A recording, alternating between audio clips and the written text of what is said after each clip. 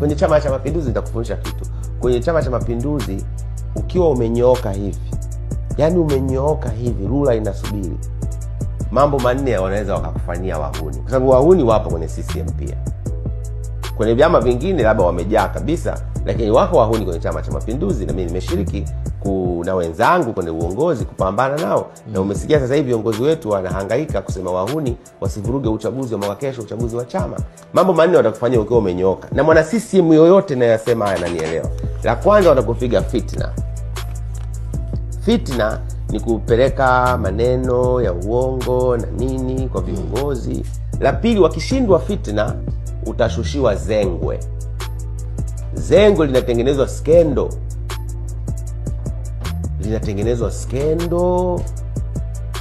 skendo lisilokuwa na kichwa wala miguu. Skendo linashushwa lako.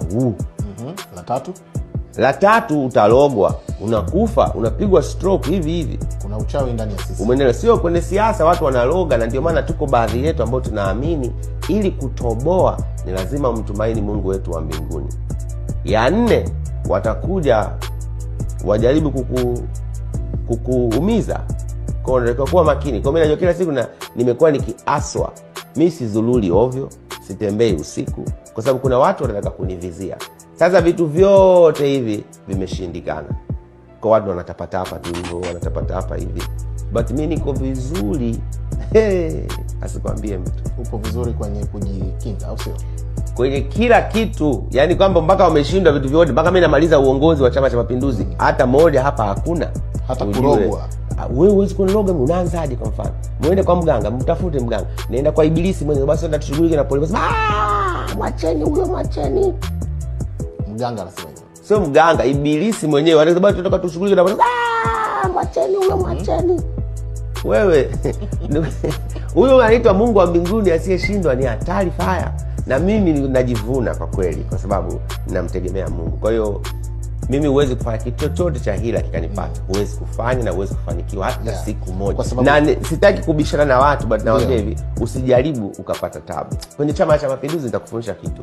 Kwenye Chama cha Mapinduzi ukiwa umenyooka hivi, yani umenyooka hivi, rula inasubiri, mambo manne wanaweza wakakufanyia wahuni, kwa sababu wahuni wapo kwenye CCM pia. Kwenye vyama vingine labda wamejaa kabisa, lakini wako wahuni kwenye Chama cha Mapinduzi, na mimi nimeshiriki na wenzangu kwenye uongozi kupambana nao. Na umesikia sasa hivi viongozi wetu wanahangaika kusema wahuni wasivuruge uchaguzi wa mwaka kesho, uchaguzi wa chama. Mambo manne watakufanyia ukiwa umenyooka. Na mwana CCM yoyote nayasema haya ananielewa. La kwanza, watakupiga fitna. Fitna ni kupeleka maneno ya uongo na nini kwa viongozi. La pili, wakishindwa fitna utashushiwa zengwe. Zengwe linatengenezwa skendo. Linatengenezwa skendo lisilokuwa na kichwa wala miguu. Skendo linashushwa lako. La tatu utalogwa, unakufa, unapigwa stroke hivi hivi. Kuna uchawi ndani ya sisi. Umeelewa? Sio kwenye siasa watu wanaloga, na ndio maana tuko baadhi yetu ambao tunaamini ili kutoboa ni lazima mtumaini Mungu wetu wa mbinguni. Ya nne, watakuja wajaribu kukuumiza. Kwa hiyo kuwa makini. Kwa mimi najua kila siku nimekuwa nikiaswa. Mimi sizululi ovyo, sitembei usiku, kwa sababu kuna watu wanataka kunivizia. Sasa vitu vyote hivi vimeshindikana. Kwa watu wanatapatapa tu hivyo, wanatapatapa hivi. But mimi niko vizuri.